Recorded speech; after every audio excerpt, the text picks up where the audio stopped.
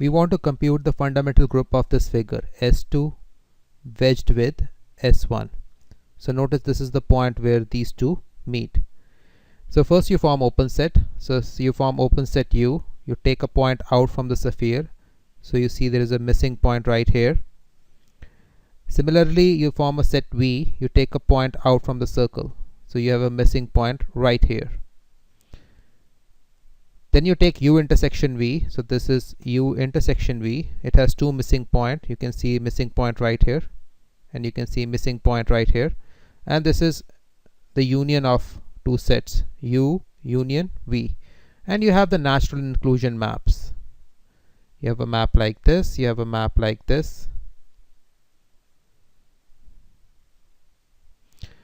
Now focus on this set U. So if you take a point from the sphere, the remaining is homotopically equivalent to a point. So if you have taken a point out of the sphere, this entire sphere will retract to this blue point. So only thing which will remain is the circle. So this is homotopically equivalent to a circle S1. So only this circle part is remaining. Here you have taken a point out from the circle, so these two whiskers are going to retract to the blue point. So this V is homotopically equivalent to a sphere. Now here you have taken a point here and a point here out. So these two whiskers will retract to this blue point. This entire sphere out of which you have taken a point will retract to this blue point. So this thing is homotopically equivalent to a point.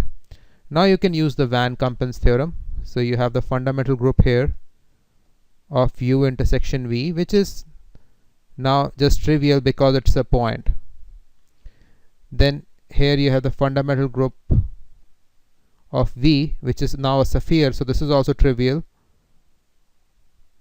So the only thing coming is from this U. So pi1 of U is just the pi1 of S1. So this is integers. So everything else is trivial. So you get pi1 of U union V. This is just the amalgamation here. So notice that we can do this amalgamation because the intersection is trivial, and anyway V itself is trivial. So you are left with pi of U, which is just integers. So the fundamental group of this figure S2 wedged with S1 is nothing but integers. Now this is very important, and it comes in many avatars. So let us see all these different avatars of S2 wedged with S1.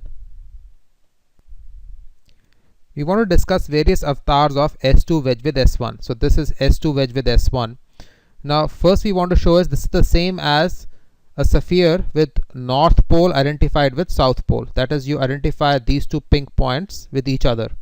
So the way to see this is you connect these two points with the long loop like this. So this loop is contractible. So this loop is contractible to a point. And now what you can do is you can slip this loop along the surface of the sphere. So you slip it inwards like this. It will go here, and this point you slip in like this here. So you get a loop like this right here. So this is same as this figure. So these two figures are homotopic. These two figures are also homotopic because identifying these 2 points means the same thing as connecting them via a line which is contractible. So now you can see that S2 wedged with S1 is same as taking a sphere and identifying its north pole with the south pole. Now you contract this line further. This will look like this. The equator will look like this. And then you can contract this line completely. You will get something like this. So this looks like a pinched torus. From the side you have pinched it. So you take a torus,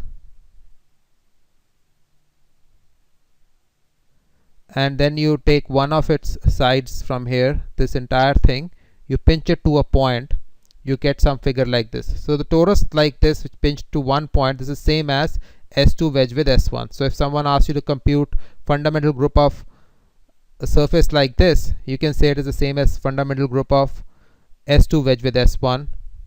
So fundamental group of this above figure is same as S2 wedged with S1, which is integers. So all these are homotopic.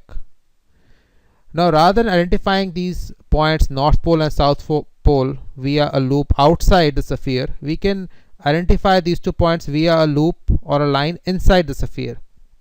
So this entire line will contract to a point, and this would look something like this. So this is same as you take a torus and you take its center point and you identify it to a single point.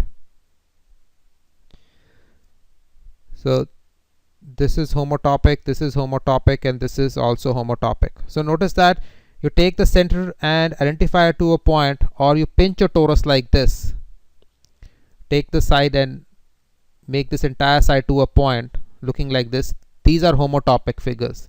So fundamental group of this is also S2 wedge with S1, just like fundamental group of this. So this is an important way of seeing how S2 wedge with S1 occurs. Another important example is the fundamental group of the unknot. So that is, we want to find the fundamental group of this S3 minus S1.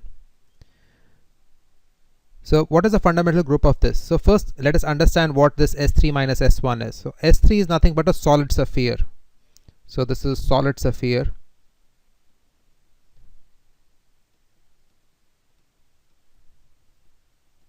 So it's filled with, say, green. Minus S1 is that there is this S1 missing in it. So the S1 which is missing in it, I have drawn in black. So we want to compute the fundamental group of this. So let us do this. So first we have to see what is this homotopically equivalent to, and we will end up showing that this is same as this. So let us see this. So you have this point missing, so we need to start increasing this black circle. So first we extend it upwards.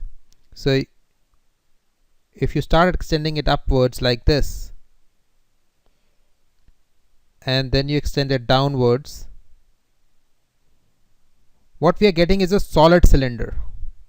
So you're taking this entire circle and you're taking this entire circle up, which is hollow, and this entire circle down. You're homotopically changing this space. So what you get here is a solid cylinder. So you have a solid cylinder here,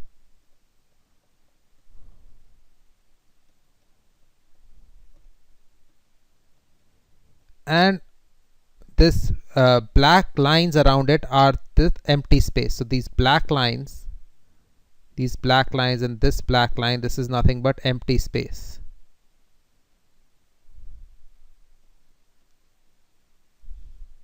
So now we expand these black lines around the cylinder everywhere inside the cylinder.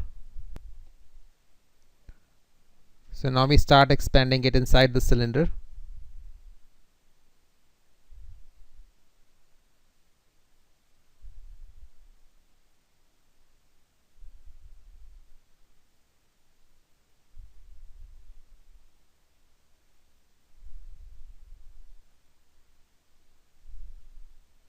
Similarly, on the other side, you keep expanding it.